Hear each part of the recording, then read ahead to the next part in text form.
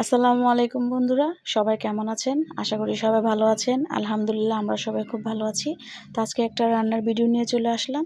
তো রান্না করব হচ্ছে টমেটোর চাটনি, তারপর হচ্ছে বেঁচে যাওয়া কয়েক পদের সবজি ছিল, ওই সবজিগুলো দিয়ে একটা আরেকটা সবজি রান্না করব। আর হচ্ছে করলা ভাজি, ডাল। আর এই আনকা ডালগুলো হচ্ছে কিছু ছিল, তাই ওগুলো ফ্রোজেন করে ফ্রিজে রেখে দেব, সিদ্ধ করলাম তাই। তো রান্না করতে করতে আপনাদের সাথে একটা গল্প বলি। গল্পটা হচ্ছে কিছুদিন আগে আমাদের এক প্রতিবেশী বাড়িতে খুব চিল্লাচিল্লি হচ্ছে। তো চিল্লাচিল্লির শব্দ শুনে আমরা গেলাম, ছুটে গেলাম। তো যাওয়ার পরে দেখলাম যে ওই বাড়ির যে মুরব্বি খালা খুবই চিল্লাচিল্লি করতেছে। তো বললাম যে, খালা কী হয়েছে? কী হয়েছে, আপনার কি শরীর ভালো না? আপনি এমন চিল্লাচিল্লি করতেছেন কী জন্য? পরে উনি ওনার ভাষায় বলতেছে, আর কইও না মা, জিডারে বিয়ে দিছে এক গোলামের কাছে। গোলাম তো গোলাম, গোলামের মা বাবাও যাওরা, গোলামের চেয়ে বেশি যাওরা। আমার মাইয়াডার শরীরটা ভালো না, এই যে পোয়াতি মাইয়াডারে কি কষ্টটা দিতেছে, কি খাটানটা খাটাইছে আমার মাইয়াডার। শরীরে নাই রক্ত, আমার মাইয়াডারে দিয়া সারাটা দিন কাম কাজ করাইছে, একটু বিশ্রাম দেয় নেই। এখন হয়েছে দরকার হয়েছে বিশ্রামও দেয় নেই, লেগা কাজ্যা করে মাইয়াডারে লয়ে আইছি। আর মেয়েটার সামনে দেখলাম মা বিটরুট, কলা আর দুধ দিছে। তো দিয়া বলতেছে যে, জি খা খা, লাগলে কইস আরও দিমু।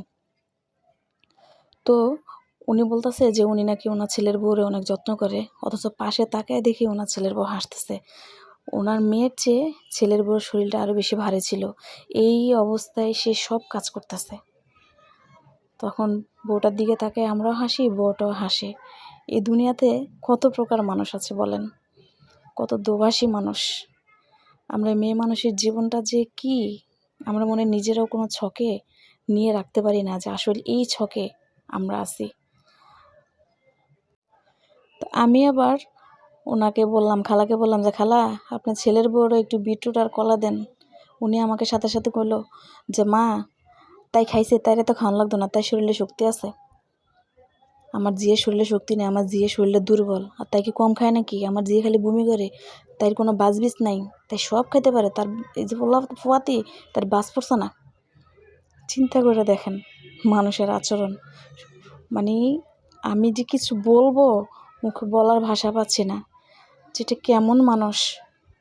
আল্লাহ তুমি মাফ করো। আমাদের সমাজে এমন অনেক দোভাষী মানুষ আছে, যাদের কারণে কত মেয়ে যে প্রতিনিয়ত সংসারে নির্যাতিত হচ্ছে তা বলার বাহিরে। স্বামী যদি ভালো হয় তাহলে তো তাও আল্লাহ একটু রহমত করলো, আর যদি স্বামী যদিও এই রকম ক্যাটাগরির হয় তাহলে তো হয়েছে, তার জীবন হচ্ছে নরক, বেঁচে থাকতেও সে নরকের স্বাদটা পাইয়া যায়। কত স্বপ্ন নিয়ে, কত আদর যত্ন করে একটা মেয়েকে মা বাবা বড় করে। এমনও মা বাবা আছে যে নিজের সর্বস্ব দিয়ে ওই মেয়েটাকে বিয়ে দেয়। তো তার কপালে যদি সুখ থাকে তাহলে তো সুখ, আর যদি দুঃখ থাকে তাহলে ওই মা বাবা জীবিত অবস্থায় মৃত লাশ হয়ে বসবাস করে। আল্লাহ ভালো রাখুক পৃথিবীর সমস্ত নারীদের, সমস্ত বিপদ আপদ বালা মুসিবত থেকে দূরে রাখুক। তো গল্প করতে করতে আমার রান্না শেষ। আমার এই ভিডিওটি যদি আপনাদের ভালো লাগে, প্লিজ ভালোবাসা দিয়ে পাশে থাকবেন। আপনাদের ভালোবাসা একান্ত কাম্য। আল্লাহ হাফেজ।